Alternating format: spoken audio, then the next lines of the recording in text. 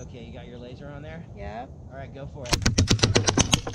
She is gonna annihilate these cans. We got Cartman. We got a Lego man that I shot direct hit from 50 yards a long time ago. And these guys are gonna go flying. Got a couple paint cans in there and we'll show it to you in slow motion. Okay, you got your laser on there? Yep. All right, go for it.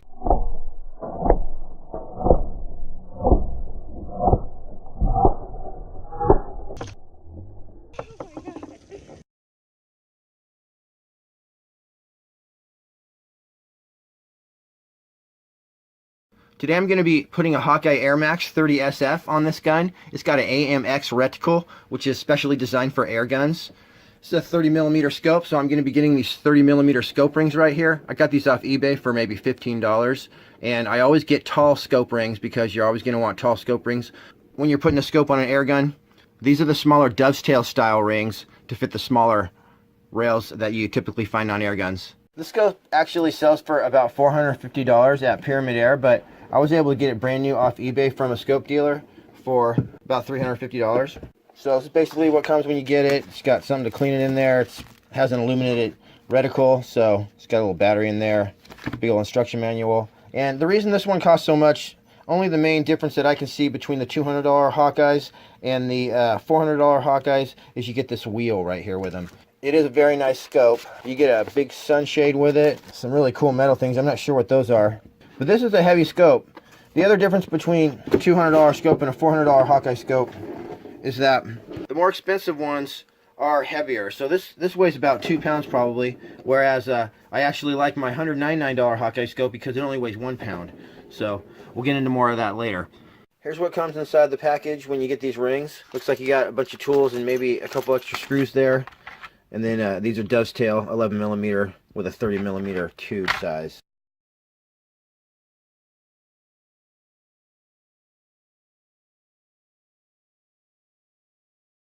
Okay, these are a couple tools that I got at Harbor Freight that make working on air guns a lot easier. A little set of these Allen wrenches with the T's on them, probably 20 bucks for all that, and I think this was probably like 10 bucks, and it has a bunch of different bits in it there. So I went ahead and screwed these in real loose, and you can actually feel with your finger the gap on each side to try to kind of make these even. And then once you get them even, don't get them too tight in there because you need to level this baby. And I'll show you how to do that. Everything's loose right now because you want to check to make sure the scope eye relief is where you want it. I like my scopes more back on the gun. I went ahead and put my scope rings right here. Now this is free in here. You want to make sure that this right here is snug tight so that when you go to check it out, it doesn't fall off your gun. We're going to go ahead and just tighten these. Not too much, just barely tight.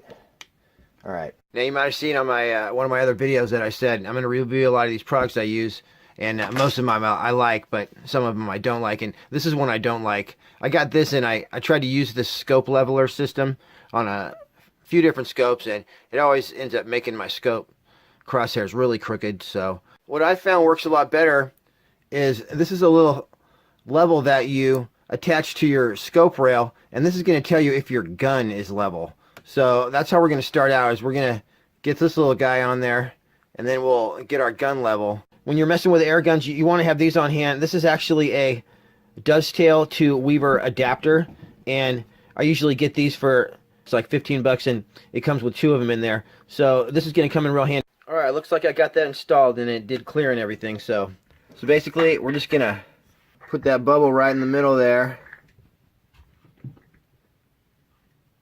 Now we know that our gun is level. You can see it also has this chrome line right here that you can line your bubble up with. Now that I have my level installed on my scope rail, I'll be able to tell my gun's completely level.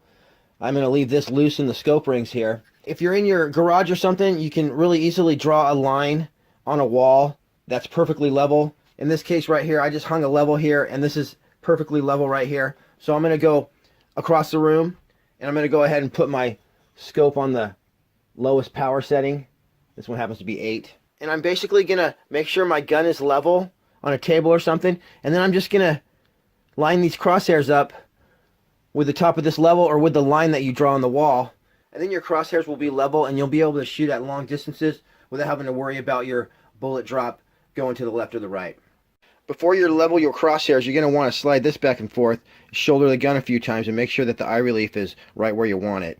I just backed up about 10 feet, make sure my gun is level here, and I actually have to put my parallax adjustment on the lowest setting as well. It's going to be 10 yards in this case.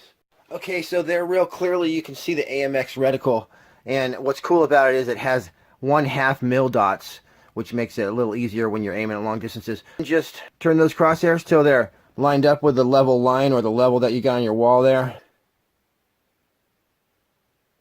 Right like that. Then tighten those babies down. Make sure it's still level after you tighten your scope rings down, and you should be ready to go. So once again, this is the Hawkeye. It's a model 13340, one of their higher end scopes. The other thing you get with their higher end models is this is a really nice metal end cap thing here. I guess it's a dust cover.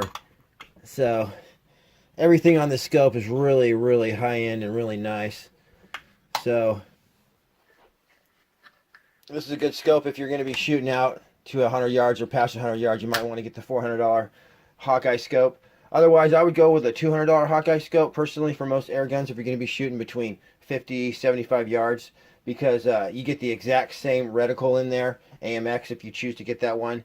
It's got the 1/2 mil dots, and it's also a lot more lightweight. Like I said, this one might be 2.5 pounds, and I know that the $200 Hawkeye scope is only 1 pound. These are the few of the Airmax models that are available. We got the one that I just did right here. This one is the 13340. It's roughly $400.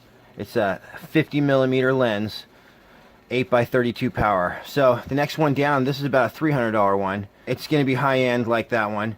This is the 13300, and it's a 3x12 power, and it's also a 50 millimeter lens. These I actually like a little better because these weigh 2.5 pounds each right here. This one right here only weighs about 1 pound, and they look exactly the same when you look through the scopes, and they both have an etched reticle, which means that your crosshairs are very thin rather than having a wire be your crosshairs. So that's good too. These two right here are only about 200 each, and this is the 13130 and the 13140. So those are both cool. I would start with one of these, and if you really like it, you can get it one of these more expensive ones. This bench rest right here is called the Caldwell Stinger, and I got this for about 99 bucks. I think it's definitely the best bench rest out there for the very reason that you can go up and down like this when you're sighting your rifle in. It just makes it so easy. It also holds normal style rifles like this, but if you have an assault rifle style gun like an AR-15 or something, it sticks right in there perfectly as well. Definitely, if you're going to buy a gun rest, you need to get the Caldwell Stinger because there's nothing else out there that's as good. If you're wondering what this gun is, it's called an Avanix Conquest. This is 25 caliber, and they don't make these anymore, but this is actually fully automatic. This one's totally pimped out.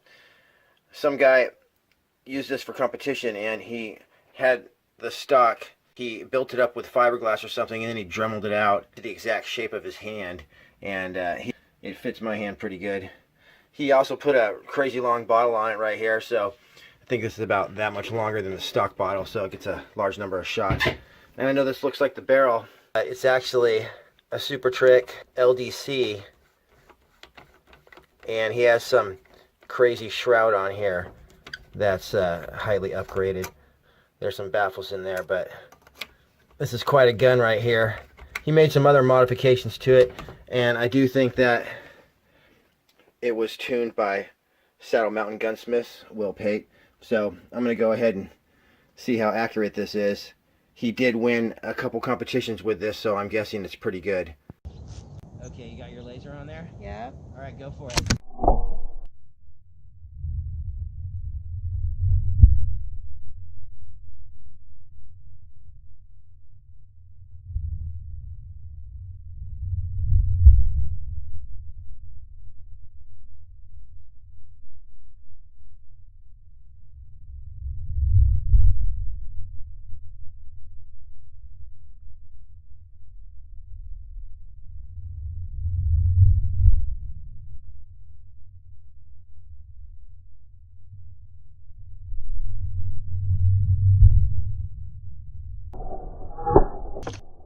this here is the Airgun channel on YouTube. If you like this video, please hit the thumbs up button. Go ahead and subscribe for lots more great videos, at least twice a week. I got one right here on how to clean your air gun without damaging it. I did a review on the Umarex Gauntlet, which is the new $299 PCP rifle. I got a video here on how to get your own carbon fiber tank for under $200. Here's another video showing a lot of the cool air guns at Walmart. And this was a video that I made about how to make a scope cam out of your cell phone. So we'll see you next time, and thanks for watching.